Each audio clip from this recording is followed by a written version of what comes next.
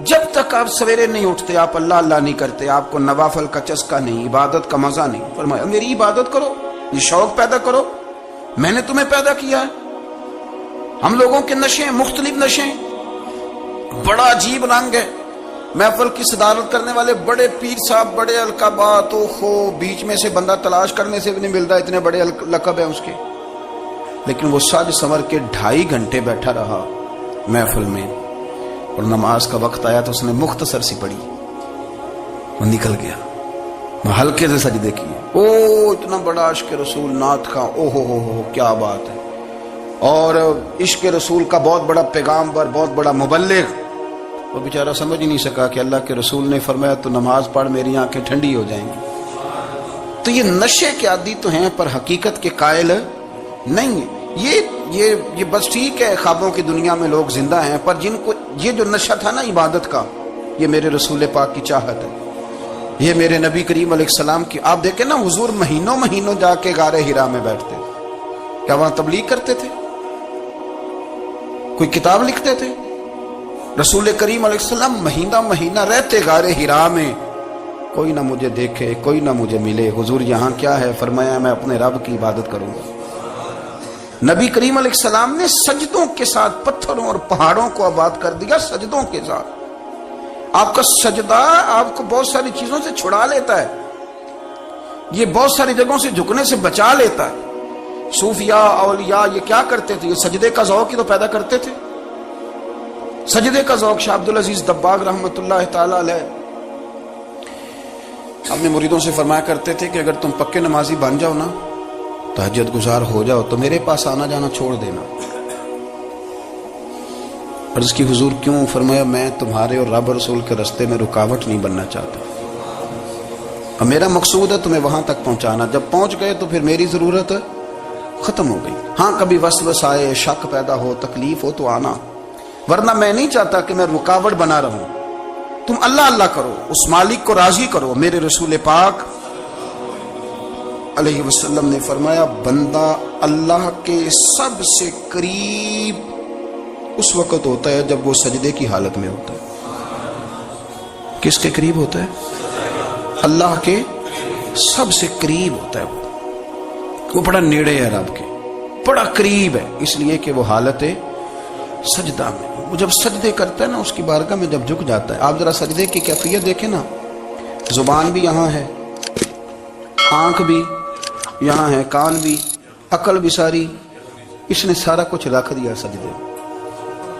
آپ وہ کبھی پیچھے جائیں تو دیہاتوں میں کہا جاتا تھا ناک سے نکیریں نکالو، بہت بڑی سزا ہوتی تھی نا، ناک سے نکیریں نکالو، بڑی سزا ہوتی تھی۔ تو اس نے کہا مالک مجھے کسی نے کہا نہیں، پر دیکھنا میں نے رکھ دی ساری عقل سجدے میں، اور رکھ کے کہا کیا؟ سبحان ربی یا اللہ میں پست ہوں تو اعلیٰ ہے، اللہ تو میرا رب ہے اور تو سب سے اعلیٰ اتنا۔ اور فرمایا جب یہ اس کیفیت میں ہوتا ہے تو پھر یہ اپنے رب کے قریب ہوتا ہے۔ کثرت عبادت، نوافل۔ ہمارے ہاں عمرے کی قرآن اندازی محفلوں پہ ہونے لگ گئی ہے، حالانکہ حدیث سے ثابت نہیں۔ میں دوستوں سے کہتا ہوں جائز ہے، کرنی چاہیے، عمرے کی قرآن اندازی جائز ہے، پر کسی حدیث میں نہیں آئی کہ قرآن اندازی کرو عمرہ کرو۔ حدیث میں قرآن اندازی یہ آئی ہے کہ نبی پاک علیہ السلام نے فرمایا تمہیں پتہ چل جائے نا پہلی صف کا ثواب کتنا ہے، تم قرآن اندازی کرو۔ عمرے کی قرآن اندازی کا تو پوسٹر چھپتا ہے، تو یہ والی قرآن اندازی کب ہونی ہے؟ ہونی چاہیے کہ نہیں؟ حضور نے فرمایا تمہیں پتہ چلے کہ اس کا ثواب کتنا، تو تم قرآن اندازی کرو، تم قرآن ڈالو۔ جب آپ نماز پڑھ رہے ہوتے ہیں، جب آپ کا مصلی آباد ہوتا ہے، صلاح الدین ایوبی ایک بزرگ سے ملاقات ہو گئی، بیت المقدس پر قبضہ تھا عیسائیوں کا، تو صلاح الدین بڑے پریشان تھے۔ وہ بابا جی کہنے لگے پتر کیا ہوا؟ کہنے لگے حضور پتہ چلا ہے دشمن کے 2 بحری بیڑے اسلحہ لے کے آ رہے ہیں، مسلمان پہلے ہی کمزور ہیں، اور اب اگر 2 بحری بیڑے اور آ گئے تو حضور مسئلہ بن جائے گا۔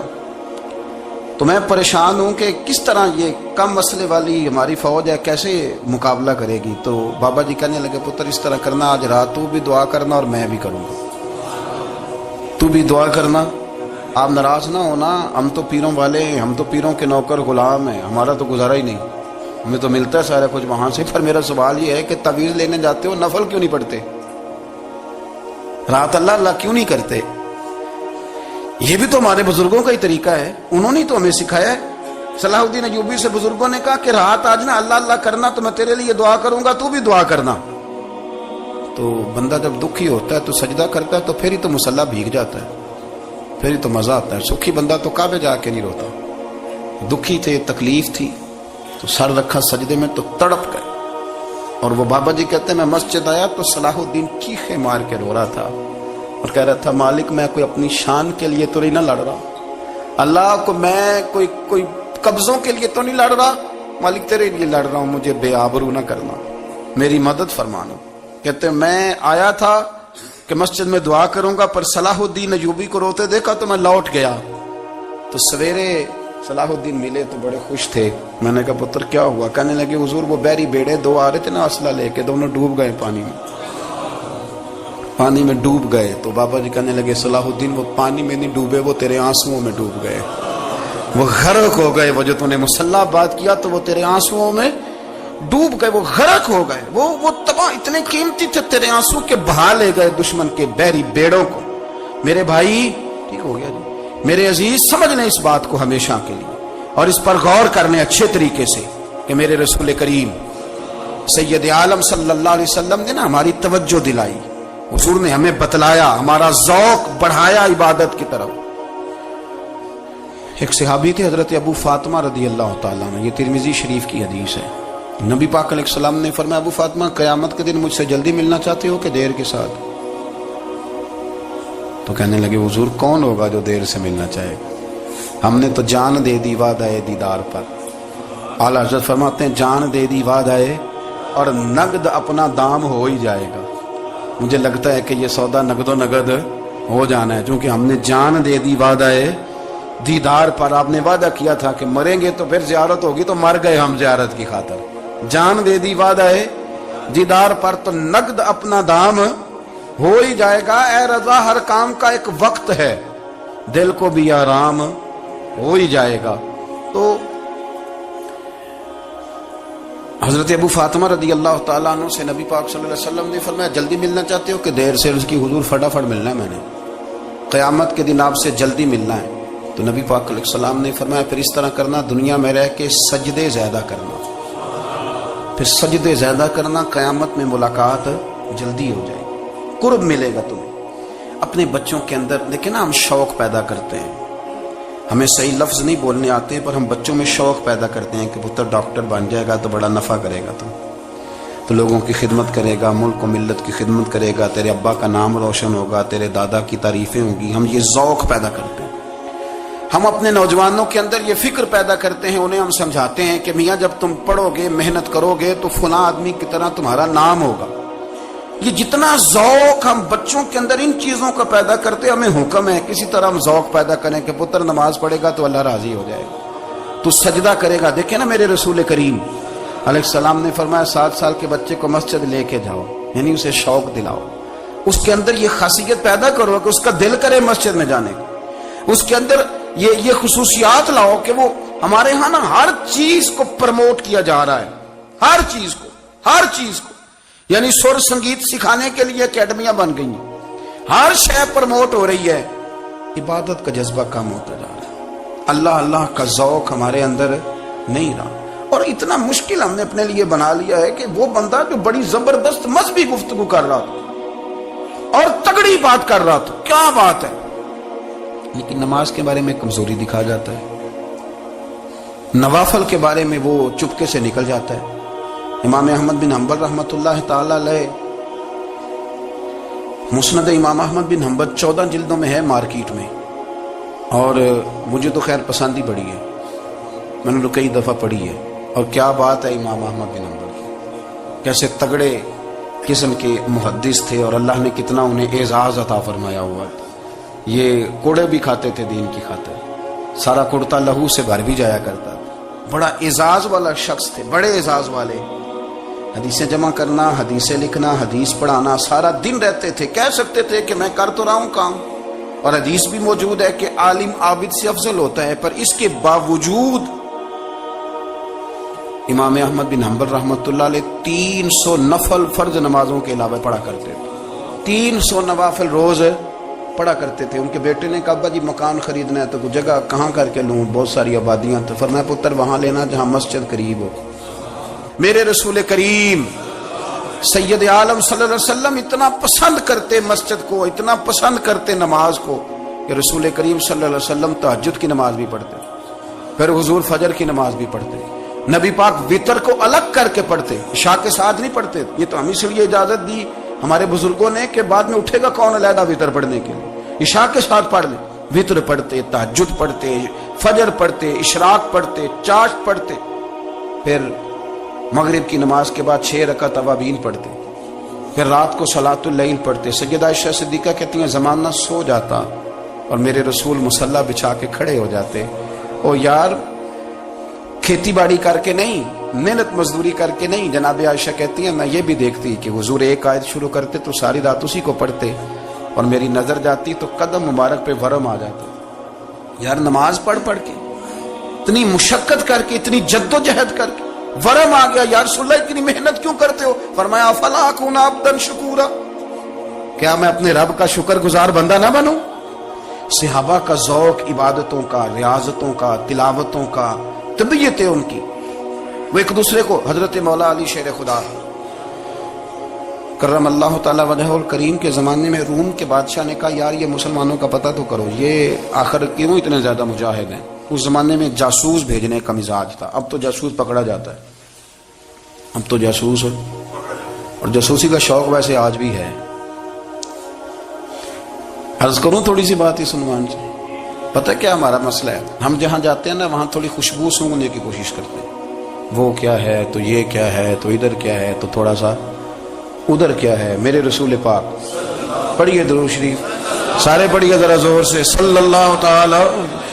نبی پاک علیہ السلام نے فرمایا جاسوسی نہ کرنا ورنہ تم بندوں کو خراب کر دو, اور فرمایا اس طرح نہ ہو کہ تم کسی کے اب کھول نہ نکلو تو تمہارے پہلے کھول جائیں. یہ جو ذوق ہے نا یہ ختم کریں, چھوڑیں. مطلب آپ کس چکر میں پڑے ہوئے ہیں, اتنی زیادہ توجہ کرنے کی کیا ضرورت ہے. نیک کام سے کام رکھیں, اس میں بندہ تھوڑا سا نا آسان رہتا ہے. یہ جو بہت زیادہ ٹٹولنے والے لوگ ہوتے ہیں نا وہ بےچارے پھر عمر ٹٹولتے ہی گزار دیتے ہیں, اس لیے کہ مزاج ہی بہت پکا ہے. بوری کا منہ کھول کے اندر تک ہاتھ ڈالنا, تو پھر کئی دفعہ سامنے سے بچھو بھی لڑ جاتا ہے, خرابی ہوتی. تو جاسوسی کی جاتی تھی. اس نے بھی جاسوس بھیجے کیونکہ قبیلوں کے لوگ تھے, کچھ مسلم کچھ کافر, پہچانے نہیں جاتے تھے لوگ. تو کچھ لوگ اس نے بھیجے, انہوں نے آ کے نا تحقیق کی,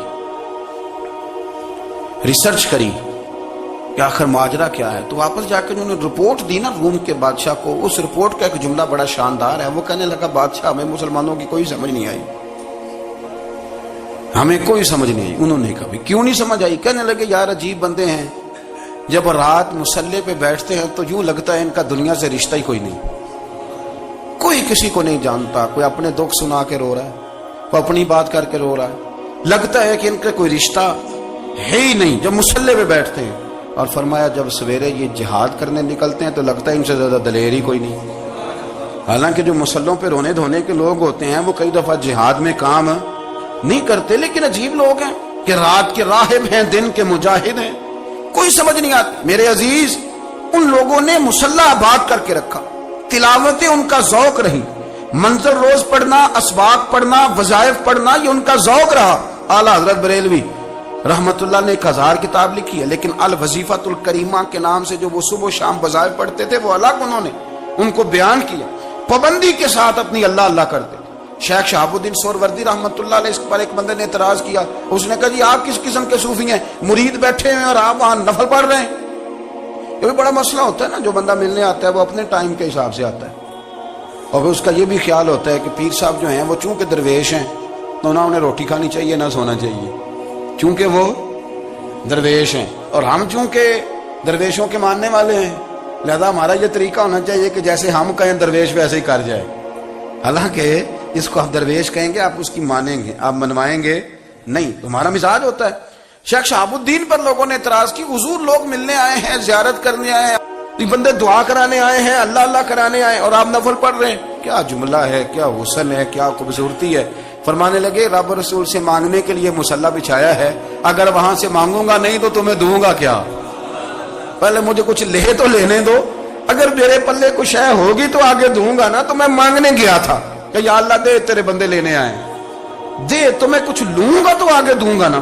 لیکن ہمارا یہ سٹیٹس، یہ مزاج، یہ شعور نہیں ہے. گپیں، کہانیاں، داستانیں، گفتگو، خطابت، واز، کیا بات. لیکن اگر کچھ کرنے کا کام ہو تو وہ نہیں ہم سے ہوتا. میرے نبی کریم علیہ الصلوۃ والسلام نے مصلی سے دل لگانے کا درس دیا. حضور نے توجہ دلائی. صحابہ اس ذوق کے حامل لوگ تھے، وہ کوشش کرتے تھے. جناب صدیق اکبر رضی اللہ تعالیٰ عنہ کا عبادت کا مزاج ہمیشہ قائم رہا. حضرت عمر فاروق ساری رات اللہ کے حضور کھڑے رہے. حضرت عثمان غنی رضی اللہ تعالیٰ عنہ عشاء کی نماز پڑھ کے 2 رکعتوں کی نیت باندھتے تھے. 15 سپارے پہلی رکعت میں پڑھ دیتے تھے اور 15 سپارے قرآن مجید کے دوسری رکعت میں پڑھ دیتے تھے. آپ نے نا حضرت عمر فاروق کے وصال کے بعد ان کی ایک بیوہ سے نکاح کیا. حضرت عثمان غنی نے نکاح کیا. وہ خاتون آپ کے نکاح میں آئیں تو عرض کرنے لگی، امیر المومنین میرے لیے اعزاز تو بہت ہے کہ میں امیر المومنین کی بیوہ تھی تو امیر المومنین کی منکوحہ ہو گئی ہوں، لیکن حضور نہ تو میں جوان ہوں کہ میرے اندر رغبت ہوتی اور نہ میں اب اس قابل ہوں کہ کوئی خدمت کر سکوں. میرے ساتھ نکاح کی وجہ کیا بنی؟ تو عثمان غنی رو پڑے. فرمانے لگے، میں نے عمر فاروق کو مسجد میں اپنے رب سے ڈرتے ہوئے دیکھا ہے، میں نے اسے روتے ہوئے دیکھا ہے، عدل کرتے دیکھا ہے، انصاف کرتے دیکھا ہے، امت کی خیر خواہی کرتے دیکھا. تمہارے ساتھ نکاح اس لیے کیا ہے کہ تم مجھے یہ بتاؤ کہ عمر فاروق گھر کے اندر اپنے رب کو کیسے راضی کرتے تھے، گھر کے اندر کیسے راضی کرتے تھے. وہ طریقے بتلاؤ، تم بتاتی جانا اور میں بھی اسی طرح گھر میں عبادت کروں. میرے رسول کریم علیہ الصلوۃ والسلام نے ارشاد فرمایا. حضور فرمانے لگے، جس گھر میں اللہ کا ذکر ہوتا ہے وہ گھر زندوں کا ہے، اور جس گھر میں رب کریم کا ذکر نہیں ہوتا وہ گھر زندوں کا نہیں ہے. گھر نا ہم نا کتابوں میں پڑھتے ہیں کہ ایک بزرگ کہتے ہیں، حضرت فضیل بن عیاض کہتے ہیں کہ میں ایک گلی سے گزر رہا تھا تو گھر کے اندر کسی قاری صاحب نے قرآن کی آیت پڑھ دی، ولی من خاف مقام ربہ جنتان. میں تے میرے کانوں سے ٹکرائی تو اللہ نے میری کایا ہی پلٹ دی، میں توبہ کر گیا. اب گھر کے اندر سے آواز آئے تو صحیح نہ تلاوت کی، پر اندر سے آواز آتی نہیں ہے. ڈیک بجنے کی آواز آتی ہے، یا ٹی وی چلنے کی آواز آتی ہے، یا دھوم مچانے کی آواز آتی ہے. عبادت کا وہ جو خاص شوق تھا، وہ جو حسن تھا، وہ جو توانائی تھی، وہ جو بات تھی. ایک جگہ پہ ہم بیٹھے تھے تو وہاں ایک صاحب آئے اور انہوں نے آتے ہی کہا کہ مہربانی کریں ذرا مجھے مصلی دے دیں، میرے نہ کچھ نفل رہ گئے. تو میں نے وضو کر لیا تو کوئی مصلی مل جائے. مصلی انہیں دے دیا گیا، وہ مصلی لے کے چلے گئے تو پیچھے ایک صاحب نے تبصرہ کیا، کہنے کتنا ریاکار بندہ ہے، لوگوں کو دکھا رہا ہے کہ میں نفل پڑھتا ہوں، ہے کوئی بات کرنے والی. میں نے اسے کہا، میں نے کہا تو مہربانی کرنا، اس طرح کی ریاکاری تو بھی کر، پکڑ مصلی اور جا تو بھی تھوڑی ریاکاری کر کے آ، اٹھ ذرا شکر کر. کوئی یہ ریاکار بھی ملا ہے، کوئی نفل پڑھ کے ریاکاری کر رہا ہے. اللہ کا میں کہتا ہوں کو پڑھے تو صحیح نہ. یار یہ کوئی دور ہے نفل پڑھنے کا؟